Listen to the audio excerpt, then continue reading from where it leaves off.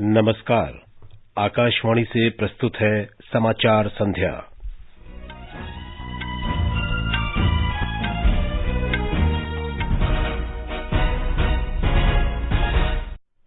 प्रधानमंत्री नरेंद्र मोदी ने कहा, छोटे शहरों में स्टार्टअप संस्कृति का प्रसार उज्जवल भविष्य का संकेत। आकाशवाणी से मन की बात कार्यक्रम में प्रधानमंत्री ने लोगों से कोविड रोधी टीका लगवाने की अपील करते हुए दवाई भी कड़ाई भी का मंत्र याद दिलाया। राष्ट्रव्यापी टीकाकरण अभियान के अंतर्गत अब तक 63 करोड़ 9 लाख से अधिक कोविड रोधी टीके लगाए गए। केंद्रीय प्रत्यक्ष कर बोर्ड ने विवाद से समाधान अधिनियम के तहत भुगतान की अंतिम तिथि 30 सितंबर तक बढ़ाई। राष्ट्रपति रामनाथ कोविंद ने उत्तर प्रदेश के अयोध्या में रामायण सम्मेलन का शुभारंभ किया। खेल मंत्री अनुराग सिंह ठाकुर ने फिट इंडिया मोबाइल ऐप शुरू किया और टोक्यो पैरालंपिक खेलों में आज भारत ने 3 पदक जीते। टेबल टेनिस में भाविना पटेल और ऊंची कूद में निषाद कुमार ने रजत तथा चक्का फेंक में विनोद कुमार ने कांस्य पदक जीता।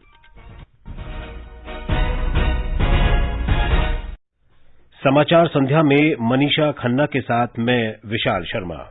देश भर में 18 वर्ष से अधिक आयु वर्ग के लिए सरकारी केंद्रों में निःशुल्क कोविड टीकाकरण अभियान जारी है। युवाओं से आग्रह है कि टीका जरूर लगवाएं और अन्य लोगों को भी इसके लिए प्रोत्साहित करें। जब तक आवश्यक न हो, घर से बाहर न निकलें और सुरक्षा के 3 सरल उपायों का पालन करें। मास्क लगाएं, 2 गज की सुरक्षित दूरी बनाए रखें, हाथ और चेहरा साफ रखें। कोविड संबंधी जानकारी और मार्गदर्शन के लिए राष्ट्रीय हेल्पलाइन नंबर 011-2397-8046 और 1075 पर संपर्क करें। अब समाचार विस्तार से। प्रधानमंत्री नरेंद्र मोदी ने कहा है कि युवाओं की सोच में बदलाव आ चुका है और आज का युवा पुराने तौर तरीकों को छोड़कर कुछ नया करना चाहता है।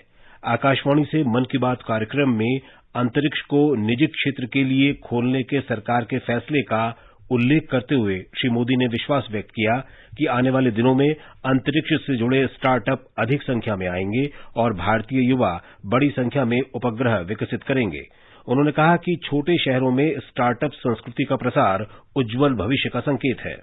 आज जहां भी देखो, किसी भी परिवार में जाओ, कितना ही संपन्न परिवार हो, पढ़े लिखे परिवार हो, लेकिन अगर परिवार में नौजवान से बात करो तो वो क्या कहता है? वो अपने पारिवारिक जो परंपराओं से हट करके कहता है मैं तो स्टार्टअप करूंगा, स्टार्टअप में चला जाऊंगा। यानी रिस्क लेने के लिए उसका मन उछल रहा है। आज छोटे छोटे शहरों में भी स्टार्टअप कल्चर का विस्तार हो रहा है और मैं उसमें उज्जवल भविष्य के संकेत देख रहा हूं। अभी कुछ दिन पहले ही हमारे देश में खिलौनों की चर्चा हो रही थी। देखते ही देखते जब हमारे युवाओं के ध्यान में विषय आया, उन्होंने भी मन में ठान लिया कि दुनिया में भारत के खिलौनों की पहचान कैसे बने और नए नए प्रयोग कर रहे हैं। प्रधानमंत्री ने लोगों से कोविड रोधी टीके लगवाने का आग्रह करते हुए दवाई भी कड़ाई भी का मंत्र याद दिलाया। उन्होंने कहा कि देश में टीकाकरण तेजी से चल रहा है, लेकिन फिर भी सावधानी और सतर्कता रखनी चाहिए। प्रधानमंत्री ने संस्कृत के बारे में जागरूकता पैदा करने की आवश्यकता पर बल देते हुए कहा कि अपनी विरासत को संजोना, संभालना और भावी पीढ़ियों तक इसे पहुंचाना हमारा सामूहिक कर्तव्य है।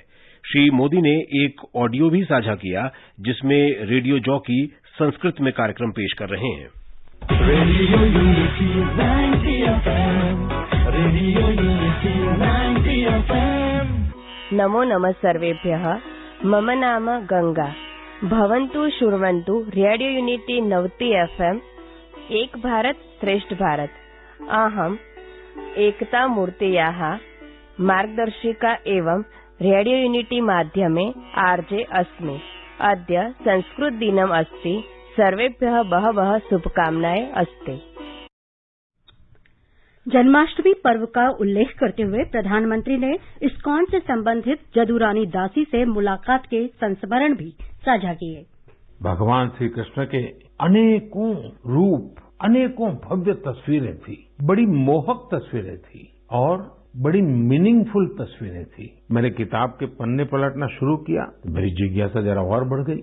जब मैंने इस किताब और इन सारे चित्रों को देखा और उस पर मेरे लिए एक संदेश लिखा तो वो जब पढ़ा तो मेरा मन कर गया कि उनसे मैं मिलूं, तो मेरी ऑफिस में उनका संपर्क किया, दूसरे ही दिन उनको मिलने के लिए बुलाया और मेरी जिज्ञासा इतनी थी आर्ट बुक को देख करके, इसी जिज्ञासा में मेरी मुलाकात हुई जदुरानी दासी जी से। वे अमेरिकन हैं, जन्म अमेरिका में हुआ, लालन पालन अमेरिका में हुआ। जदुरानी दासी जी इस्कॉन से जुड़ी है। श्री मोदी ने देशवासियों से खेलों को प्रोत्साहन देने का आह्वान किया है। उन्होंने कहा कि हाल में संपन्न ओलंपिक से देशों में खेलों को जो गति मिली है उसे हर स्तर पर बढ़ावा देने की आवश्यकता है।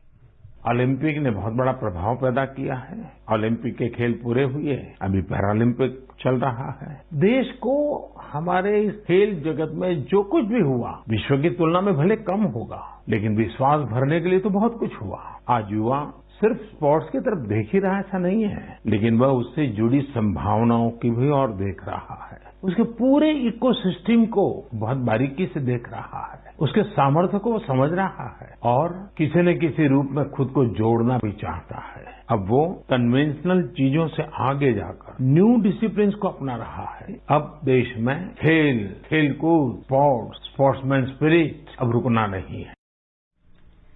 श्री मोदी ने कहा कि गांवों और देश के अन्य भागों में खेल स्पर्धाओं का आयोजन किया जाना चाहिए, इससे खेलों का विकास होता है।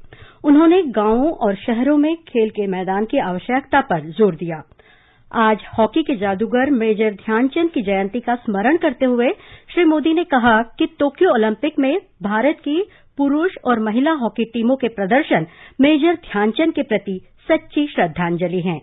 और इस बार ओलंपिक में हॉकी का पदक मिला 4 दशक के बाद मिला। आप कल्पना कर सकते हैं मेजर ध्यानचंद जी के दिल पर, उनकी आत्मा पर, वो जहां होंगे वहां कितनी प्रसन्नता होती होगी। और ध्यानचंद जी का पूरा जीवन खेल को समर्पित था। और इसलिए आज जब हमें देश के नौजवानों में, हमारे बेटे बेटियों में खेल के प्रति जो आकर्षण नजर आ रहा है, माता पिता को भी बच्चे अगर खेल में आगे जा रहे हैं तो खुशी हो रही है। ये जो ललक दिख रही है ना, मैं समझता हूँ यही मेजर ध्यानचंद जी को बहुत बड़ी श्रद्धांजलि है। राष्ट्रीय टीकाकरण अभियान के तहत देश में अब तक 63 करोड़ 9 लाख से अधिक कोविड रोधी टीके लगाए जा चुके हैं। कल 73,80,000 से अधिक टीके लगाए गए। स्वास्थ्य मंत्रालय ने बताया है कि देश में स्वस्थ होने की दर 97.53% हो गई है। इस दौरान 35,000 से अधिक रोगी स्वस्थ भी हुए हैं। कल 45,000 से अधिक नए मरीज सामने आए। उपचाराधीन मरीजों की संख्या 3,68,558 रह गई है। सरकार ने भारत आने और जाने वाली व्यावसायिक यात्री उड़ानों के स्थगित रहने की अवधि 30 सितंबर तक बढ़ा दी है। नागरिक उड्डयन मंत्रालय ने बताया कि हालांकि चुनिंदा मार्गों पर अलग अलग आधार पर सक्षम अधिकारी द्वारा अंतर्राष्ट्रीय उड़ानों की अनुमति दी जा सकती है। भारत में कोविड महामारी के कारण पिछले साल 23 मार्च से निर्धारित अंतर्राष्ट्रीय यात्री उड़ानें स्थगित हैं, लेकिन वंदे भारत मिशन के तहत विशेष अंतर्राष्ट्रीय उड़ानों का संचालन हो रहा है। केंद्रीय प्रत्यक्ष कर बोर्ड सीडीबीटी ने विवाद से समाधान अधिनियम के तहत भुगतान की अंतिम तिथि बिना किसी अतिरिक्त शुल्क के इस वर्ष 30 सितंबर तक बढ़ा दी है। पहले ये तारीख 31 अगस्त थी। वित्त मंत्रालय ने कहा है कि अंतिम तिथि बढ़ाने का निर्णय फॉर्म नंबर 3 को जारी और संशोधित करने में आ रही दिक्कतों को ध्यान में रखते हुए किया गया है। विवाद से विश्वास अधिनियम के तहत भुगतान करने के लिए फॉर्म नंबर 3 को भरना अनिवार्य है। मंत्रालय ने स्पष्ट किया है कि इस अधिनियम के तहत अतिरिक्त शुल्क के साथ भुगतान करने की अंतिम तिथि पहले की तरह 31 अक्टूबर ही रहेगी और उसमें कोई बदलाव नहीं किया गया है। राष्ट्रपति रामनाथ कोविंद ने कहा है कि रामायण में भारतीय परंपरा के मूल्यों और संस्कृति का समावेश है और ये विश्व के लिए हमेशा प्रासंगिक रहेंगे। श्री कोविंद अयोध्या में रामायण कॉन्क्लेव के उद्घाटन अवसर पर बोल रहे थे। इस संदर्भ में रामचरितमानस की एक अत्यंत लोकप्रिय चौपाई का मैं उल्लेख करना चाहूंगा, जिसमें कहा गया है कि सीए राम में सब जग जानी, करो प्रणाम जोर जुग पानी। इस पंक्ति का भाव यह है कि हम पूरे संसार को ईश्वर में जानकर सभी को सादर स्वीकार करें। हम सब प्रत्येक व्यक्ति में सीता और राम को ही देखें। राम सबके हैं और राम सब में है। आइए हम सब स्नेहपूर्ण विचार के साथ अपने दायित्व का पालन करें। मेरी शुभकामना है कि रामायण के प्रचार प्रसार से जुड़े आप सबके सभी प्रयास सफलतापूर्वक संपन्न होंगे। राष्ट्रपति ने रामायण सम्मेलन का उद्घाटन करने के साथ साथ अयोध्या में कई पर्यटन विकास परियोजनाओं का शुभारंभ भी किया। रक्षा मंत्री राजनाथ सिंह ने कहा है कि अफगानिस्तान में बदलता समीकरण भारत के लिए चुनौती है और वहां पैदा हुई परिस्थितियों ने हमें अपनी कूटनीति पर पुनर्विचार करने पर मजबूर किया है। ऊटी में वेलिंगटन में डिफेंस सर्विसेज स्टाफ कॉलेज में श्री राजनाथ सिंह ने कहा कि कूटनीति बदली जाएगी और क्वाड का निर्माण इस रणनीति को रेखांकित करता है। अफगानिस्तान में बदलती इक्वेशंस एक बहुत ही इसे मैं एक चुनौती मानता हूं अपने लोगों के लिए भी, और इन परिस्थितियों ने आज हमारे देश को अपनी स्ट्रेटेजी पर सोचने के लिए मजबूर किया है। हम अपनी स्ट्रेटेजी में बदलाव ला रहे हैं। क्वाड का फॉर्मेशन जो कि इंडिया, ऑस्ट्रेलिया, अमेरिका और जापान को मिला जुला कर बना रहे हैं, इसी स्ट्रेटेजी के अंतर्गत ही इसका फॉर्मेशन किया गया है, इस क्वाड का भी। श्री सिंह ने कहा कि सुरक्षा बलों ने फिर से सिद्ध कर दिया है कि भारत राष्ट्रीय सुरक्षा सुनिश्चित करने के लिए किसी भी शत्रु का और किसी भी परिस्थिति का सामना करने में सक्षम है। रक्षा मंत्री ने कहा कि सरकार देश के युवाओं को सशस्त्र बलों से जोड़ने के लिए टूर ऑफ ड्यूटी पहल शुरू करने पर गंभीरता से विचार कर रही है। रक्षा राज्य मंत्री अजय भट्ट ने केंद्र शासित प्रदेश जम्मू कश्मीर में सुरक्षा व्यवस्था की स्थिति की समीक्षा की है। श्री भट्ट कल 2 दिन की राज्य की यात्रा पर श्रीनगर पहुंचे थे। Lieutenant general DP. पांडे ने केंद्रीय मंत्री को सीमाओं की सुरक्षा के लिए उठाए गए कदमों की जानकारी भी दी। श्री भट्ट को आतंकवादी संगठनों में युवाओं की भर्ती करने वालों और कट्टरपंथियों की पहचान के लिए सेना के प्रयासों की जानकारी भी दी गई। खेल मंत्री अनुराग ठाकुर ने फिट इंडिया अभियान की दूसरी वर्षगांठ और आजादी का अमृत महोत्सव के अंतर्गत आज फिट इंडिया मोबाइल ऐप का शुभारंभ किया। श्री ठाकुर ने कहा कि ये मोबाइल एप्लीकेशन फिटनेस पर निगरानी रखने में मदद करेगा। जो भारत की सबसे बड़ी ताकत है वो हमारा युवा है। युवा को अगर राष्ट्र निर्माण में लगाना है तो फिट युवा ही एक सशक्त भारत का निर्माण कर सकता है। जहां एक और पोषण अभियान उसके लिए शुरू किया है, वहीं पर युवा कार्यक्रम और खेल विभाग के द्वारा ये फिट इंडिया मूवमेंट के अंतर्गत ही fit India mobile app launch आज की जा रही है। आप चलते फिरते भी कभी ये ध्यान नहीं देते होंगे कि आपने कितनी फिटनेस अपनी की, क्योंकि आप उसको मॉनिटर नहीं करते। इसके माध्यम से आप मॉनिटर कर पाओगे कि आप प्रतिदिन कितने स्टेप्स चले हो, कितनी एक्सरसाइज की है। आप अपना फिटनेस टेस्ट भी इस पर कर सकते हो। प्रवर्तन निदेशालय ने आज महाराष्ट्र के परिवहन मंत्री अनिल परब को कथित धन शोधन मामले के सिलसिले में तलब किया है। निदेशालय ने अनिल परब को इस महीने की 31 तारीख को जांच एजेंसी के सामने पेश होने को कहा है। केंद्र सरकार ने ग्रामीण स्थानीय संस्थाओं और पंचायती राज संस्थानों के लिए वर्ष 2021-22 से 2025-26 की अवधि में 15वें वित्त आयोग की सिफारिशों के अनुसार अनुदान देने और उसके उपयोग के दिशा निर्देश जारी कर दिए हैं।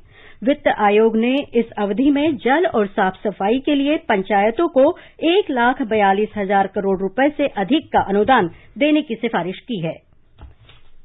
ये समाचार हमारी वेबसाइट newsonair.com/hindi और हमारे mobile app news on AIR पर भी उपलब्ध हैं।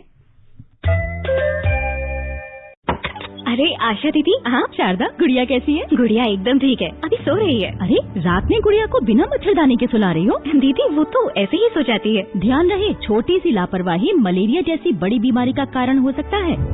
ये चेतावनी आपके लिए भी है। गर्मियों और बारिश के मौसम में घर के आसपास पानी इकट्ठा न होने दें। सोते समय हमेशा मच्छरदानी लगाएं। अपने घर में मच्छर मारने वाली दवा का छिड़काव करवाएं। आपकी भागीदारी मलेरिया पर पड़ेगी भारी। स्वास्थ्य एवं परिवार कल्याण मंत्रालय, भारत सरकार द्वारा जनहित में जारी। समाचार संध्या में आपका फिर स्वागत है।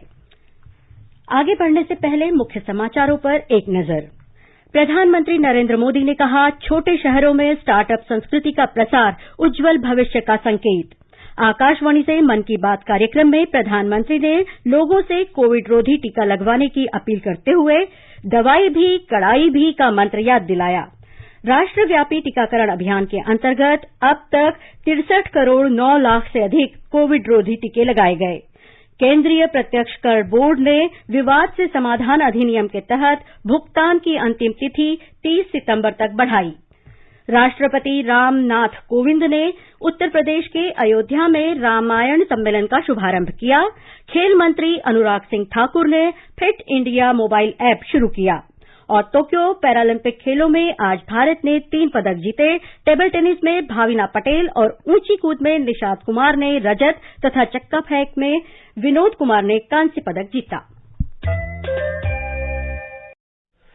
आयुष मंत्री सर्बानंद सोनोवाल ने आजादी का अमृत महोत्सव की शुरुआत करते हुए आयुष मंत्रालय के विभिन्न कार्यक्रमों और अभियानों की घोषणा की है। इसमें 75,000 हेक्टेयर भूमि पर औषधीय पौधों की खेती, 31 अगस्त को वाई ब्रेक ऐप का लोकार्पण और 1 सितंबर को कार्यालय जाने वाले लोगों के लिए 5 मिनट का योगाभ्यास शामिल है। उन्होंने कहा कि औषधीय पौधों के खेती अभियान से किसानों की आय बढ़ेगी और दवाइयों की उपलब्धता सुनिश्चित होगी। आजादी के अमृत महोत्सव के अंतर्गत सूचना और प्रसारण मंत्रालय 23 से 29 अगस्त तक विशेष सप्ताह मना रहा है। आइए अब सुनते हैं आकाशवाणी की विशेष प्रस्तुति आजादी का सफर। आजादी का अमृत महोत्सव।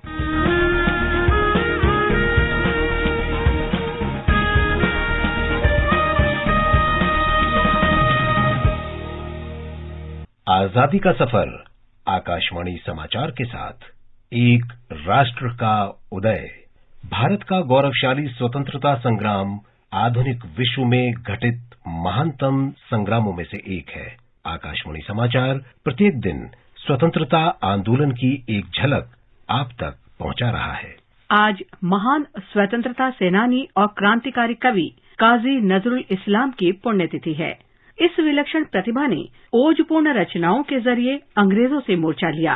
ब्रिटिश शासन के खिलाफ नजरुल का विरोध उस समय शुरू हुआ जब वे प्रथम विश्व युद्ध के समय ब्रिटिश सेना के कराची स्थित 49वें ऑल बंगाली रेजिमेंट में थे। कराची में ही वे बोल्शेविक क्रांति के प्रभाव में आए।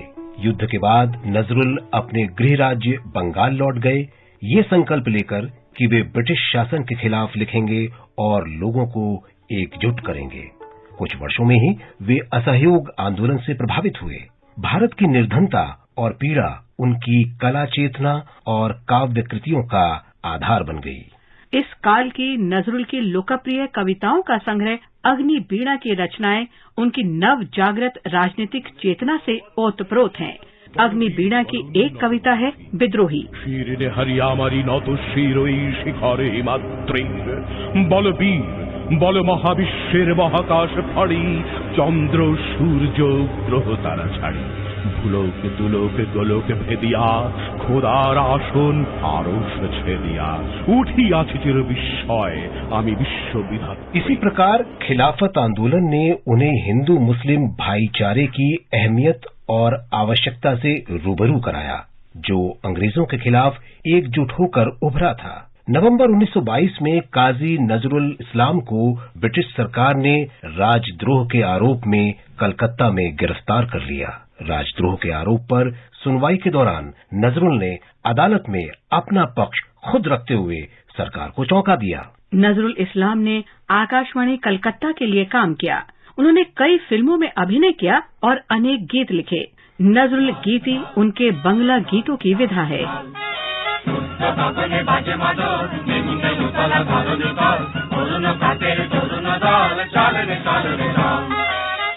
काजी नजरुल इस्लाम ने 29 अगस्त 1976 में ढाका में अंतिम सांस ली। उनकी अंतिम इच्छा के अनुरूप उन्हें ढाका विश्वविद्यालय में मस्जिद के बगल में दफनाया गया। आज ही मणिपुर के महान स्वतंत्रता सेनानी हायप्पू जादोनांग की भी पुण्यतिथि है। उन्होंने बड़ी वीरता से ब्रिटिश सरकार के खिलाफ संघर्ष किया। एक आध्यात्मिक गुरु और राजनीतिक कार्यकर्ता के रूप में आजादी की ललक और तलाश ने उन्हें सीधे अंग्रेजों के खिलाफ संघर्ष से जोड़ा। जादोनांग अंग्रेजी शासन तथा अन्याय, मजदूरों के शोषण और कर थोपे जाने के कारण आ रहे बदलावों के प्रबल विरोधी थे। नगा राज्य की स्थापना के लिए उनका आंदोलन उत्तरी कछार पर्वतीय क्षेत्र, मणिपुर और नगा हिल्स तक फैल गया। उन्होंने लोगों और अनेक नगा जनजातियों को अंग्रेजों के खिलाफ एकजुट किया। उन्होंने अपने समर्थकों से ब्रिटिश प्रशासन को कर न देने की अपील की। जादोनांग पर महात्मा गांधी का गहरा प्रभाव था। उन्होंने महात्मा गांधी के सम्मान में एक गीत की रचना की।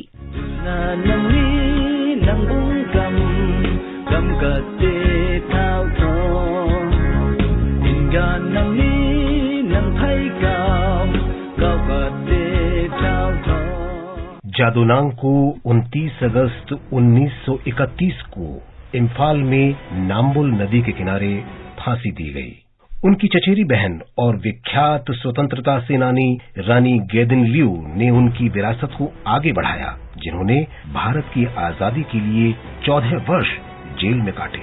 इस माटी का महान सपूत आज हमारे साथ नहीं है, लेकिन अन्याय और शोषण के विरोध में अंग्रेजों के खिलाफ उनका संघर्ष हमेशा हमेशा जीवित रहेगा।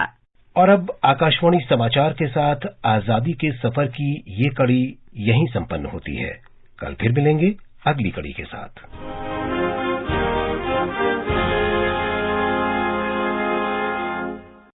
समाज के आर्थिक रूप से कमजोर वर्गों की वित्तीय मदद के लिए केंद्र सरकार ने जनधन योजना शुरू की है।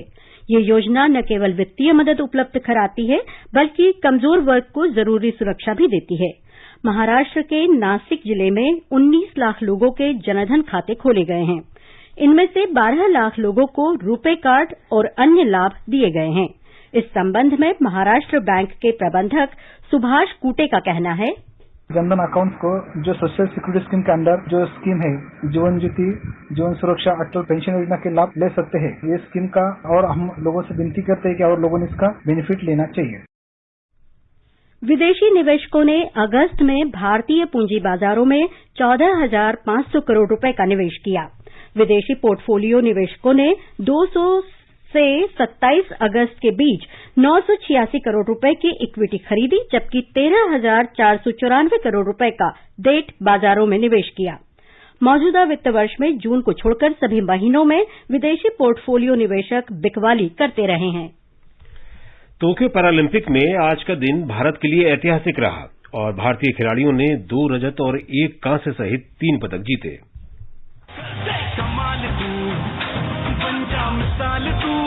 टोक्यो पैरालंपिक में आज का दिन भारत के लिए बेहद खास रहा। टेबल टेनिस में भाविनाबेन हसमुखभाई पटेल ने रजत पदक जीतकर इतिहास रचा। वहीं पुरुषों की ऊंची कूद स्पर्धा में निषाद कुमार ने 2.06 मीटर की छलांग लगाकर रजत पदक देश के नाम किया। निषाद ने उस उपलब्धि के साथ ही नया एशियाई रिकॉर्ड भी अपने नाम किया। पुरुषों की चक्का फेंक प्रतियोगिता में विनोद कुमार ने 19.91 मीटर चक्का फेंक कर कांस्य पदक जीता। उन्होंने इसके साथ ही एशियाई रिकॉर्ड भी बनाया। तीरंदाजी में मिक्स टीम कंपाउंड स्पर्धा में ज्योति बालियान और राकेश कुमार की जोड़ी क्वार्टर फाइनल में हार गई है। महिलाओं के व्यक्तिगत कंपाउंड मुकाबले में ज्योति बालियान आयरलैंड की लियोनार्ड कैरी से हार गई हैं। Siddharth Singh, sports desk.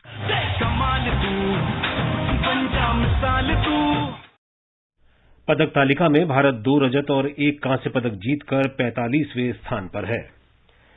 राष्ट्रपति रामनाथ कोविंद, उपराष्ट्रपति एम वेंकैया नायडू, प्रधानमंत्री नरेंद्र मोदी और खेल मंत्री अनुराग ठाकुर ने तीनों पदक विजेता खिलाड़ियों को बधाई दी है। भाविना पटेल ने अपनी सफलता का श्रेय कड़ी मेहनत और समर्पण को दिया है। टोक्यो से आकाशवाणी के साथ विशेष भेंटवार्ता में उन्होंने लगातार सहायता के लिए भारतीय खेल प्राधिकरण और भारतीय पैरालंपिक कमेटी का धन्यवाद किया। मैं बस यही कहना चाहूंगी कि सारे देशवासियों ने मेरे लिए बहुत सारी प्रे की है और उनके प्रे और आशीर्वाद की वजह से मैं यहाँ तक पहुँच पाई हूँ, तो उन सबको मैं धन्यवाद देना चाहती हूँ। मैं बस यही चाहती हूँ कि आप गेम इम्प्रूव करने के लिए अपना हार्डवर्क पूरी शिद्दत से कीजिए। अगर आप कोई गोल बना रहे हो तो उसके लिए आपको अपना पूरा डेडिकेशन देना पड़ेगा और तभी जाके आप एक अच्छे लेवल तक जा सकते हो और अपना जो ड्रीम है वो पूरा कर सकते हो। असम के 16 जिलों में करीब 2,60,000 लोग बाढ़ की चपेट में हैं। हालांकि पिछले 24 घंटों के दौरान बाढ़ से जुड़ी घटनाओं में किसी की मृत्यु की खबर नहीं है। 6,000 से अधिक लोगों ने विभिन्न स्थानों में राहत शिविरों में शरण ली है। बाढ़ से बड़े पैमाने पर फसलों को नुकसान हुआ है। और अब एक नजर कल के मौसम पूर्वानुमान पर। राष्ट्रीय राजधानी दिल्ली तथा मुंबई, चेन्नई और कोलकाता में बादल छाए रहेंगे और सामान्य से मध्यम बारिश हो सकती है। केंद्र शासित प्रदेश जम्मू कश्मीर के श्रीनगर, जम्मू और लेह में बादल छाए रह सकते हैं। गिलगित में सामान्यतः बादल छाए रहेंगे और गरज के साथ बरसात हो सकती है। मुजफ्फराबाद में न्यूनतम तापमान 21 और अधिकतम 38 डिग्री सेल्सियस के आसपास रह सकता है। पूर्वोत्तर के ज्यादातर शहरों गुवाहाटी, इम्फाल, शिलंग, आइजॉल, कोहिमा, ईटानगर, गंगटोक, अगरतला और पोर्ट ब्लेयर में बादल छाए रहेंगे और गरज के साथ बारिश हो सकती है। रांची, लखनऊ, भोपाल और जयपुर में बादल छाए रहेंगे और गरज के साथ छींटें पड़ सकते हैं। शिव प्रकाश मिश्र, आकाशवाणी समाचार। अफगानिस्तान में काबुल हवाई अड्डे के निकट आज एक बड़ा विस्फोट होने का समाचार है। 2 दिन पहले आतंकी गुट ISIS के हवाई अड्डे के बाहर एक भीषण विस्फोट किया था, जिसमें 100 से अधिक लोग मारे गए और कई घायल हुए थे। इनमें अमेरिकी, ब्रिटेन और अफगानिस्तान के नागरिक शामिल हैं। इससे पहले अमेरिका के राष्ट्रपति जो बाइडेन ने कहा था कि हामिद करजई हवाई अड्डे के भीतर 24 घंटे से 36 घंटे के बीच आतंकवादी हमले का सुराग मिला है। खबरों के अनुसार आज के विस्फोट की आवाज 11वें सुरक्षा जिले के काजे बघरा के गुलई क्षेत्र में सुनी गई। अब पुष्ट खबरों में दावा किया गया है कि क्षेत्र में एक मकान से एक रॉकेट टकराने के कारण यह विस्फोट हुआ। बांग्लादेश की राजधानी ढाका में आज पहली मेट्रो रेलगाड़ी के परिचालन का परीक्षण किया गया। ढाका में उत्तरा से पलाबी के बीच 6 किलोमीटर की दूरी 6 डिब्बों के साथ तय की गई। सड़क परिवहन और सेतु मंत्री ओबेदुल कादर ने कहा कि अगले साल दिसंबर तक यात्रियों के लिए मेट्रो रेल सेवा शुरू कर दी जाएगी। मेट्रो रेल परिचालन का दूसरा परीक्षण कुछ महीनों बाद होगा। ढाका में लगभग 20 किलोमीटर की दूरी में परिचालन की योजना बनाई गई है। इस वर्ष अप्रैल में पहली मेट्रो रेलगाड़ी जापान से ढाका पहुंची थी। पूरी परियोजना की कुल लागत 22,000 करोड़ टका होगी। महिला और बाल विकास मंत्रालय अगले महीने पूरे देश में पोषण माह मनाएगा। पोषण अभियान बच्चों, किशोरियों, गर्भवती महिलाओं और दूध पिलाने वाली माताओं में पौष्टिकता को बढ़ाने के लिए सरकार का प्रमुख कार्यक्रम है। प्रधानमंत्री नरेंद्र मोदी ने वर्ष 2018 में इस कार्यक्रम की शुरुआत की थी। पोषण अभियान देश का ध्यान कुपोषण की समस्या की ओर आकर्षित करने के उद्देश्य से चलाया जाता है और इस मिशन मोड में इसका समाधान करता है। इस वर्ष पोषण माह के दौरान गतिविधि में आंगनवाड़ी केंद्रों, स्कूल परिसरों, ग्राम पंचायतों आदि पर उपलब्ध स्थानों पर सभी हितधारकों द्वारा पोषण वाटिका के लिए पौधारोपण अभियान पर ध्यान केंद्रित किया जाएगा। पोषण माह के दौरान 6 वर्ष से कम आयु के बच्चों की लंबाई और वजन मापने के लिए एक विशेष अभियान भी चलाया जाएगा। केरल में कोविड के मरीज लगातार बढ़ रहे हैं और आज संक्रमण के 29,836 नए मरीजों की पुष्टि हुई है। केरल में संक्रमण जांच की दर फिलहाल 19.67% है। आज कोविड संक्रमण से 75 लोगों की मृत्यु हुई। संक्रमण से मरने वालों की कुल संख्या 20,541 हो गई है, जबकि 22,088 लोग स्वस्थ हुए हैं। अब राज्य में कुल सक्रिय मामलों की संख्या 2,12,566 हो गई है। और अब अंत में मुख्य समाचार एक बार फिर। प्रधानमंत्री नरेंद्र मोदी ने कहा, छोटे शहरों में स्टार्टअप संस्कृति का प्रसार उज्जवल भविष्य का संकेत। आकाशवाणी से मन की बात कार्यक्रम में प्रधानमंत्री ने लोगों से कोविड रोधी टीका लगवाने की अपील करते हुए दवाई भी कड़ाई भी का मंत्र याद दिलाया। राष्ट्रव्यापी टीकाकरण अभियान के अंतर्गत अब तक 63 करोड़ 9 लाख से अधिक कोविड रोधी टीके लगाए गए। केंद्रीय प्रत्यक्ष कर बोर्ड सीबीडीटी ने विवाद से समाधान अधिनियम के तहत भुगतान की अंतिम तिथि 30 सितंबर तक बढ़ाई। राष्ट्रपति रामनाथ कोविंद ने उत्तर प्रदेश के अयोध्या में रामायण सम्मेलन का शुभारंभ किया। खेल मंत्री अनुराग सिंह ठाकुर ने फिट इंडिया मोबाइल ऐप शुरू किया और टोक्यो पैरालंपिक खेलों में आज भारत ने 3 पदक जीते। टेबल टेनिस में भाविना पटेल और ऊंची कूद में निशात कुमार ने रजत तथा चक्का फेंक में विनोद कुमार ने कांस्य पदक जीता। इसके साथ ही समाचार संध्या का ये अंक समाप्त हुआ। नमस्कार।